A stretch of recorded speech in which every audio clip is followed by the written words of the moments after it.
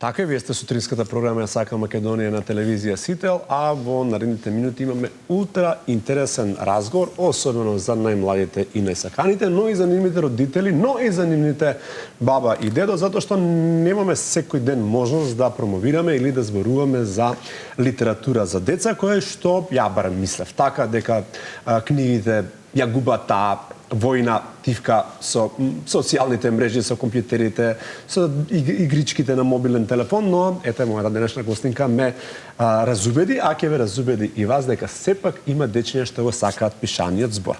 Пред известно време се појави Мачето Мице на македонски јазик, една прекрасна книга со раскази за деца, а виновникот за незиното појавување е во нашето студио Татјана Гаврилова. Добро утро и добре дојдовте во Сител. Добро утро, добро ве најдов. Благодарам. Прво да ви честитам, бидејќи навистина да се пишува за деца во ова виртуелно и дигитално време е веројатно и предизвик, а ви честитам затоа што секој едно дело на македонски јазик, особено за најмалите, е навистина еден бисер во книжевност во нашата земја. На самиот почеток, како воопшто вие дојдовте на идеја да пишувате за деца и како воопшто дојде до идеја да биде Мачето Мице? Благодарам за убавите зборови. Идејата најверојатно постоела од секогаш, затоа што тоа сум и да речеме по струка. Одамна завршив филолошки факултет, не успеав да се вработам по струката, меѓутоа љубовта кон пишаниот збор, кон литературата остана, нели? Имам свој блог со поезија кој што не е објавен, меѓутоа идејата за пишување за деца дојде во периодот на короната, кога некако сите како семејство малку повеќе бевме дома и на некој начин се зближивме, комунициравме поинаку. Инспирација пронајдов во мојата ќерка, во сите нејзини. Сепак имало нешто добро? Да. Тогаш е моментот кога постојано е дома, кога не беше на училиште. Колку години имаше ќерката за време на корона? За време, да речеме, 9 години. Значи, тогаш баш тие некои креативни моменти. Да. И решив дека треба да дадам нешто од себе, за децата да има да се смеат, да се радуваат, да читаат, значи навистина тоа што го кажавте, се повеќе време поминуваат на телефон, на компјутер, поврзани виртуелно. Тоа не е само со помалите деца, дури и со повозрасните се случува, со Инстаграм и слично. И мислам дека доколку имате книга која што е интересна, која што буди смеа, топли чувства, позитивна мисла, мислам дека интересот на децата ќе биде тука да ја прочитаат. Но тоа многу зависи од домашното воспитување. Вие самата велите дека сте се инспирирале од вашата ќерка за време на короната, сте сакале да направите нешто. Многу се битни родителите во тој образовен процес, да им ја доближат таа љубов кон книгите, училиштето и те како е важно покрај на редовна образовна настава, нели, учителите, наставниците да им понудат на децата нешто поинаку, освен тие социјални мрежи, тиктоки што се прават. Но ајде да се вратиме на самата книга. Зошто Мачето Мице? Имавте дома мачка? Не, Мачето Мице е маче што од секогаш сум сакала да го имам, инаку дома имаме куче, кој што го има во последниот расказ, Мачињата се некако љубопитни, искрени, палави. И кога бев мала, често ми раскажуваа приказни, татко ми посебно. И ако се сеќавате, постоеше една приказна за глувчето Мице. Нели? Накратко, тоа глувче бива сварено во тенџерчето со гравка и бабата и дедото и кај мене секогаш предизвикуваше тажни чувства. И јас, тоа беше едно од замислите, си реков дека кога ќе го создавам Мачето Мице, кај мене Мачето Мице ќе биде највеселото можно маче, значи кој што ќе предизвикува смеа, ќе прави бели палавштини, значи ете така го доживеав. Некако го поистоветив и со карактерот на децата. Тие се постојано сакаат да истражуваат, љубопитни се, значи така знаат да направат некоја белја, ете тоа е приказната позади. Зошто така влеговте во самиот проект? Па добро, во наше време во суштина суперхерои беа животните. Да. Басните? Сега се некои нови времења, па суперхероите се нешто друго, но ние од Том и Джери преку најразноразни Кралот Лав и така натаму, секогаш некако со животните бевме поврзани. Можеби е добро што сте се одлучиле мачето да биде главен актер во оваа книга, затоа што не сум баш убеден дека овие деца имаат многу херои поврзани со животните. Па мислам дека не, се некои, да. Како што кажавте, поинаков текст. Имавте ли идеја, бидејќи реков дека карактерно мачињата се слични на дечињата и таа палавост, имавте ли можеби идеја некако и да децата се поврзат со главниот лик? Па да, некако го замислив како символ баш мачето да го поистоветив со децата. Искрено мачето го замислив и унака храбро, како што и треба, и упорно, истрајно во своите намери, како што треба да биде секое дете. Без разлика што мајчето тука прави белје, не значи дека децата треба да бидат истрајни и упорни, меѓутоа тие може да ја согледаат, да речеме, по раката, читајќи дека иако мајчето бива искарано од мајката, нели, ликот во книгата на мајката, тоа повторно прави палавштини, нели, предизвикува смеа, хаос низ домот и така натаму. Да, во меѓувреме гледаме дека ние говориме некакви фотографии, тоа се преоставам од промоција на самата книга, прво беа, ова е веќе во рамки преоставам на образовниот процес каде што се промовира книгата. Да. Посебно во месец ноември, тоа е месец на книгата, добив покана од неколку основни училишта. Па тоа е за поздрав, тоа ми се допаѓа. Дури и вчера и завчера бев во две основни училишта, им должев посета, каде што некако се организираме во вториот дел од денот, читам неколку од расказите, разговараме за миленичиња, сакам децата да се изразуваат, да го искажуваат своето мислење, тие навистина имаат што да кажат, значи, дали е тоа поврзано со милениче, дали се чувствувале тажни или весели поврзани со миленичето, значи, тие 2 часа во училиште поминуваат неверојатно. Тие сите седат мирни, имаат трпение 2 часа, што е неверојатно. Денешни вен или како што кажавте, ние немаме ни трпение веќе во возраст. Заради социјалните мрежи некако немаат фокус. Значи, читаме неколку раскази, зборуваме на таа тема, извлекуваме поуки, зборуваме што е инспирација, некои не слушнале за тој збор, тие што се второ оделение. Значи, зборуваме за емпатија, или што е тоа емпатија, да научиме и нешто ново, дека со читање на книгите речникот се збогатува, тоа е една од целите. Па не сум баш убеден дека во овој нормален секојдневен образовен процес може да се зборува на овие теми, веројатно многу помалку отколку што можете вие да искомуницирате. Да. Идејата ми е и кога го читаме расказот, има еден расказ што се вели, има наслов Машина за Алишта. Таму тоа има интересна илустрација и секогаш бараат да го читаме. Таму е представено едно семејство, најнормално македонско семејство, типично, кое што во недела има еден семеен ручек. Мојата замисла за тоа беше овие деца да не ја изгубат таа вредност. Дека најлесно е да се појде некаде, да се руча некаде, меѓутоа она што ќе им остане во главата е еден семеен ручек, семејството на едно место, разговори на сите теми кои што верувам понатаму ќе придонесат тие да израснат и да се развијат во едни здрави личности. И да не изгуба таа традиција, посекако сме сега ние како родители децата поради работните обврски се помалку со нив, децата денеска имаат некои нови ангажмани, одат на курсови за странски јазици, нели одат на разни активности, ние само сме претворени во некои си возачи кои што ги разнесуваме, така што е многу убава оваа идеја со овој текст Машина за Алишта да им се каже на децата колку е важно да имаат, а и на родителите да им се каже колку е важно да имаат комуникација со сопствените деца. Сега процесот од идеја да се направи книга за деца до книга, претпоставам дека е авантура, особено што вас ви е прва книга. За колку време успеавте да ја направите, кој ви беше да речем критичар за издавањето и за процесот на изработка? Идејата искрено нели ви кажав да речеме е од поодамна кога почна реализацијата, па некако направив некоја пауза, нели, за се треба период да помине и потоа дојдоа расказите како во еден здив. Јас сметав дека најдобри критичари би биле децата. Нели, тие се првата читачка публика и нив треба да им е интересно, забавно кога ќе ја читаат и да сакаат уште повеќе.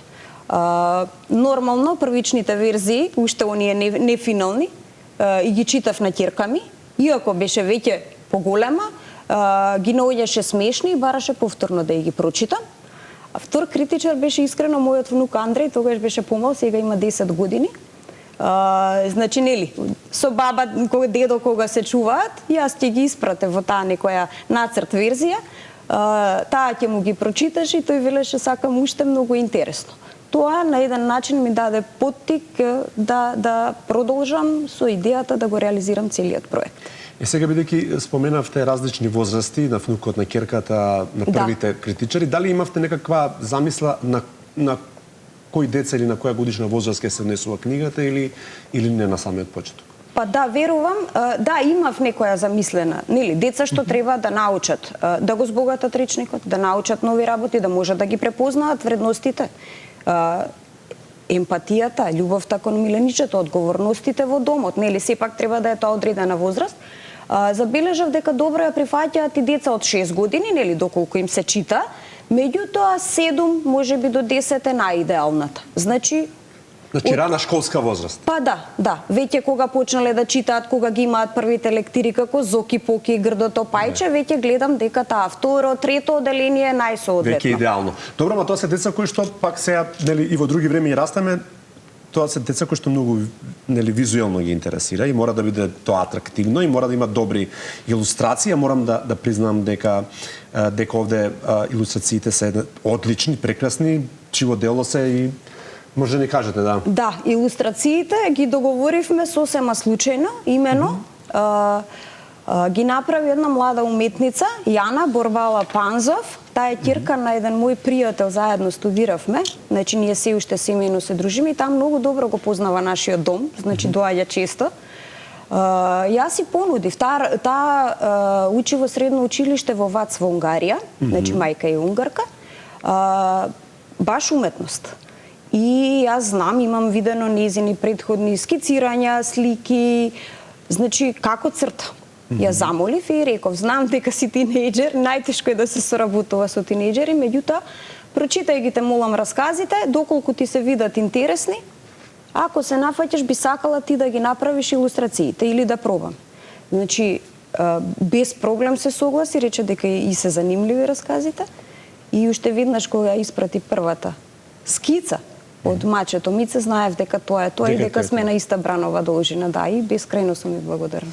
Така, многу се важни, велам, за таа читачка публика, илустрациите, веројатно и поубаво ќе си го замислат сето она што е напишано од ваша страна во расказот. Сега со нас возрастните лесно се манипулирано, децата се, би рекол, искрени критичари, ако нешто не им се допаѓа кажуваат, ако им се допаѓа исто така, какви се реакциите, бидејќи веќе подолго време ја има книга? Да, промоцијата беше кон крајот на април, да, ја има.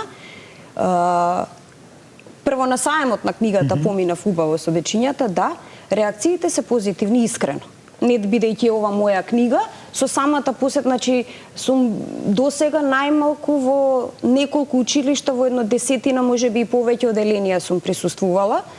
И од секаде добивам, значи, не знаете, некогаш ми се случило да не можам да се заминам, да сакаат уште и да сакаат да ми подарат цртежи. Значи, тие добиваат инспирација и креативно на поинаков начин. Не е само корицата како што е поставена книгата, туку и визуелно се замислуваат некои од илустрациите внатре, значи, многу интересно. Разговараме што би направиле тие во ситуација да се на Мачето Мице, тоа да е нивно милениче, значи буквално сите досега критики се позитивни и децата позитивно реагира. И многу ми е мило. Да, со оглед на ова искуство што го имате, не само опишувањето на книгата, туку книгата те ви овозможила покрај со своето дете и внуче да комуницирате со различни деца и по училиштата. Што би им препорачале вие на родителите кои што би требало да ги воведат своите деца или внуци во магијата наречена книга, која што, пак ќе кажам, токму поради новиот начин на живот, се помалку се на нас задолжителна литература, мораш да прочиташ лектира, како да одберат добра книга и како да ги, воопшто, не само како да одберат добра книга, како да ги воведат своите деца во магијата наречена книга. Да, апсолутно, тоа не треба да биде, да речеме, како еве сега мора ова да се направи, како присилување, апсолутно. Значи, да се најде начин. Тоа почнува од најрана возраст, со сликовници, со читање пред заспивање, со читање преку ден, со потикнување поинаку визуелно да ги прифатат работите, да ги илустрираат, значи на тој начин, и потоа некако суптилно како родител тие да прочитаат зашто станува збор во одредена книга, па да разговараат, да поразговараат, па доколку нели се појави некој интерес да му ја понудат на детето. И сметам дека е многу важно да не се остане само на лектирите, туку и да се чита и друга литература. Да. Добро, ова ви е прва книга, но веќе полека ќе измине година. Бе фатили сега вас вирусот писателски, дали веќе има во план продолжување на овој, да речам, можеби серијал на Мачето Мице или можеби некоја нова детска книга? Па последниот пасос од оваа книга вели дека не застанувам тука и ветувам дека ќе продолжам. А знаете како е кога на деца ќе им дадете ветување, не можете да не го исполните, тоа инаку не остава добра слика за нас возрастните. Веќе имам неколку наслови на ум и посетата на децата, разговорот со нив ме инспирира дополнително. Даваат идеи зашто би можеле да бидат следните раскази. Некакви различни авантури, за симпатија, за маче што има симпатија, нели тоа што ним е блиско и интересно во моментот. И да, се уште не се крчка. Нешто конкретно нема ништо. Нема се уште, па мислам дека се уште е рано.